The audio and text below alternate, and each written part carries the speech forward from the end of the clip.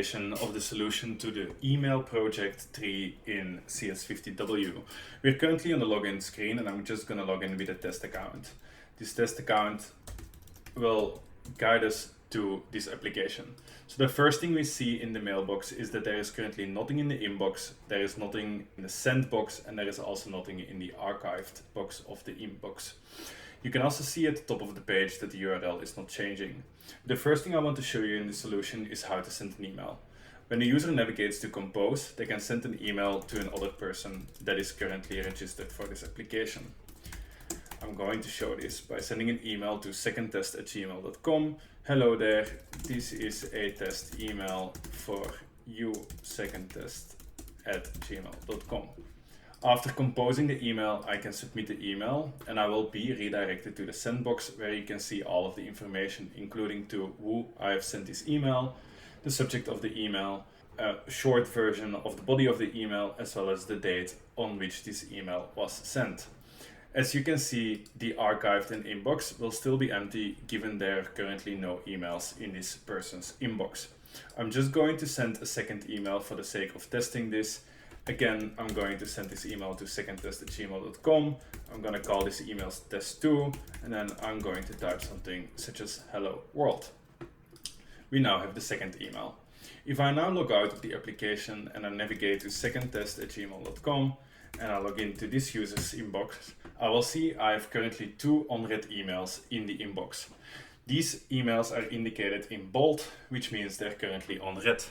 The moment I open the email, which I just done by clicking the email, I will see in the inbox that the email now has been made unbold, which means that the email has been read.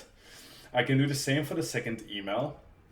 Navigate back to inbox, you will see that the bold markup is gone, but I'm also able to mark this email as unread again. And if I do so, the email will be bold again, which means I want to come back to this email at a later stage.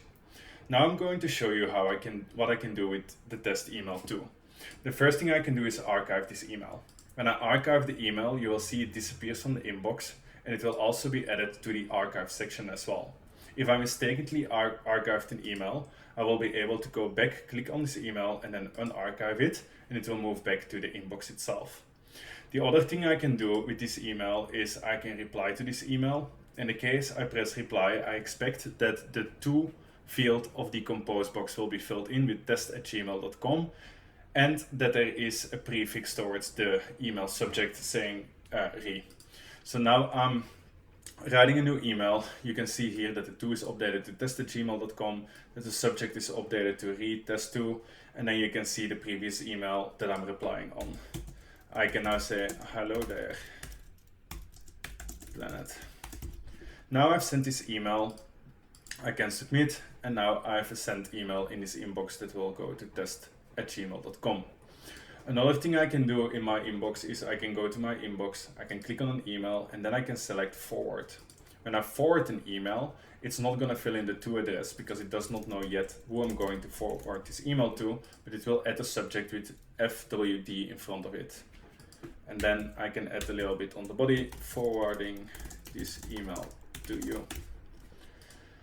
I've now replied on the email as well as forwarded one of the emails. I've shown you how to archive, unarchive, as well as reading emails and unreading emails. Let's now just go to the last inbox, the test@gmail.com again, in order to see if the replies came through. When I go back here and I log in on my other account, I can now see I have 2 new emails that I received. One is the reply email, which is here, and one is the forwarded email that is here. These are both marked in bold because they're currently unread. When I click on this email that was a reply, I can see the reply itself as well as my initial message. I can now reply to this email and you will see that there is no double re in front of the email as well.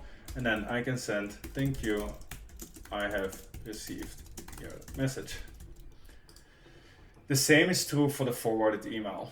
When I go to the forwarded email and I forward it, I will see it just keeps 1 times the FWD, and I can now forward this to someone else.